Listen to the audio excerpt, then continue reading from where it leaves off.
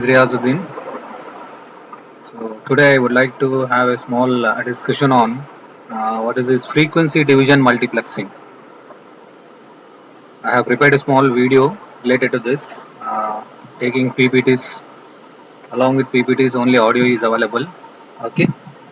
So first of all we should know what do you mean by this frequency division multiplexing, right? You can see on the screen.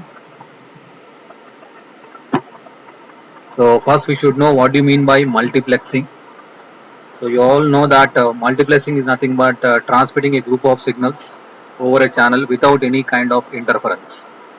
So this transmission is possible without any interference depending on two domains. So multiplexing can be done in two domains, either time domain or frequency domain. Based on that, it is divided into two types. One is time division multiplexing, the other one is frequency division multiplexing. Already we have discussed about time division multiplexing. Now we'll try to discuss about frequency division multiplexing. You can see on the screen the FDM block diagram is given there. So if you look into the block diagram, we have a lot of things available there. We have at the transmitter side, we have a number of low pass filters. We have modulators.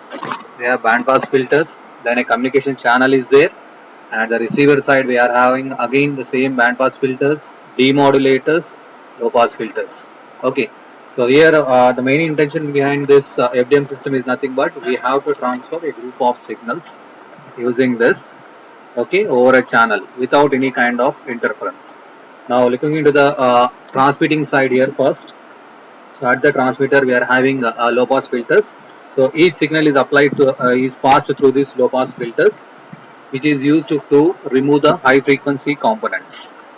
So after all these high frequency components have been removed, these filtered signals have been applied to modulators. So here we'll be doing one kind of modulation is been done depending on that requirement. So FDM normally it uses frequency modulation for its modulation process.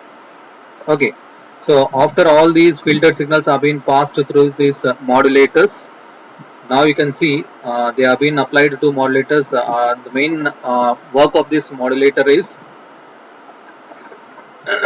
it is used for modulation purpose. Now here the high frequency component which have been given to this, the modulators what it will do is it is also used for shifting the frequency ranges of the signals to the required frequencies. And after this, a band pass filters have been used. The band pass filters which have been available following the modulator, you can see these band pass filters have been used to restrict the band of each modulated wave to its prescribed range. All these you can observe in the next slide which is written there. First what we are doing there is we are applying the signals to the low pass filters. These low pass filters have been removing the frequencies, high frequency components. Then these filtered signals have been applied to modulators. So what these modulators are doing is they are going to shift the frequency ranges of the signals. Then the band pass filters following the low pass filters we have been using. These are used to restrict the band of each modulated wave to its prescribed range. Then all these band pass filter outputs are combined in parallel to form the input of the communication channel. Then at the receiving end, you can observe a bank of band pass filters have been used, which are connected in parallel. These are used to separate the message signals on a frequency spectrum.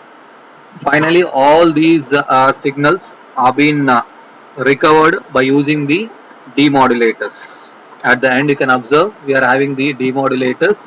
So with the help of these demodulators, all the original signals have been recovered from this. This is about how this FDM system is going to work. Thank you for listening.